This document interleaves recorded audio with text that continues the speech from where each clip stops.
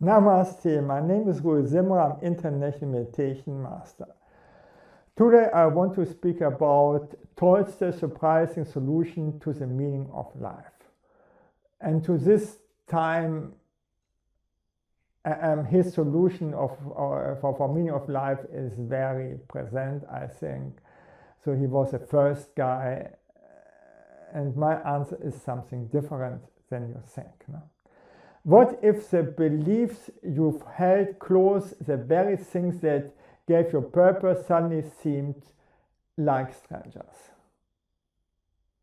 He was in his biggest crisis. How do you hold on to meaning when it feels like it's slipping through your fingers?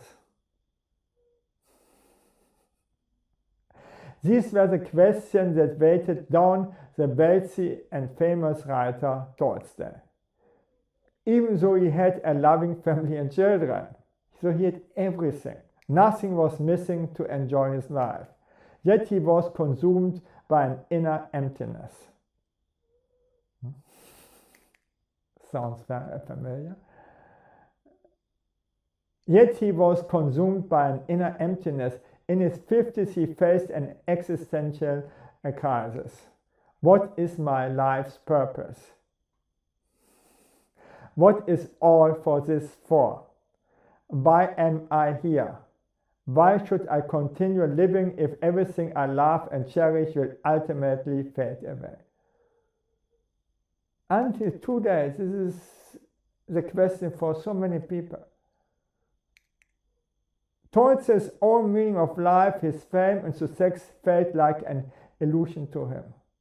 Because it is so. For a religious seeker, fame, success, money and family are just illusions. But he could not bridge that. This was his biggest problem. No faith in the Lord. He wanted to find something that would last and give him a reason to keep going. What lasts is God, no? Okay. He could not bridge it, no? For every religion person, worldly life is meaningless and often disgusting. Because it is so, no? In his autobiography, Confession, his search for meaning brought him to the verge of suicide. Personal satisfaction becomes a hollow pursuit. It doesn't give us meaning. And all these motivation speakers are speaking about pursue your goals and so on. It's just meaningless. No? In the end, he discovered a truth that was as simple as it was profound, but meaningless for religious people. The problem was that he was religious, but was not religious. Tolstoy realized that meaning could not be found in grand pursuits or intellectual answers, but in acts of humility, connecting with others and accepting life as it is. Only by merging myself with the whole of humanity could I find my life purpose. This is egoistic and selfish pursuit of your dreams and so on will end maybe in this big question. Life has no meaning, nor is it meaningless. That is a quote from Bhagwan or Osho. Life has no meaning, nor is it meaningless. Tolstoy felt without a spiritual connection to God found through contemplation, life has no meaning.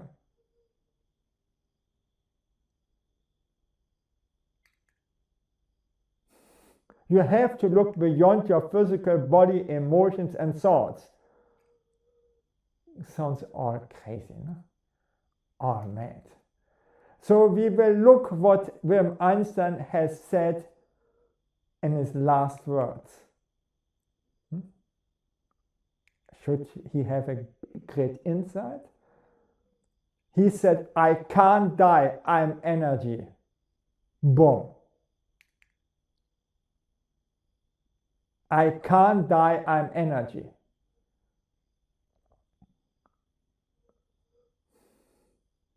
So he was 100% so far advanced from Tolstoy. No? I don't want to brag, but I was clinical dead 3 times or had 3 near-death experiences. I read everything I could find about near-death experience. Guess what? What I experienced is normal, and what all religions say about death is a big lie to exploit people. I read it again. I read everything I could find. I read everything I could find about near-death experience. Guess what? What I experienced is normal, and what all religions say about death is a big lie to exploit people. Religions are lying, living from the death. You can never die. There is no hell, no paradise, no moksha, no nirvana. But there is God. There is God. There is God. Okay? You have never felt such unlimited freedom as many feel when leaving their bodies. It's so, my God. And then to go back in this cage of body, you will think, how bad is that? No? God wanted me to come back into my body, my cage, and so I did. It's so disgusting.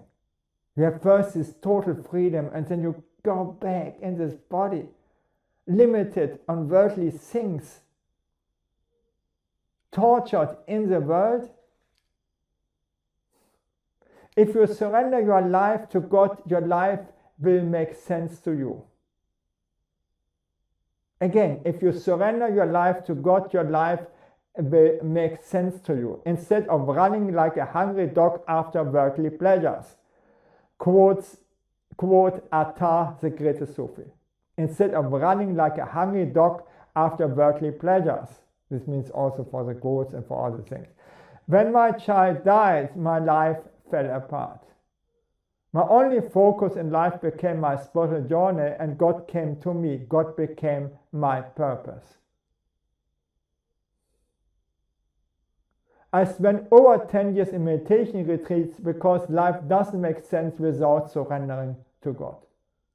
We have the choice to be slaves to our egos or to God. When religions lost their grip on people, they began searching for purpose or meaning in their lives, or to make a difference in the world. How disgusting is this that? To make a difference in the world. I call this megalomania. My God. How does one become humble? By serving the Lord. Do it for God. The meaning of life or purpose is for irreligious people. Okay, thank you that I could speak about this, and bye.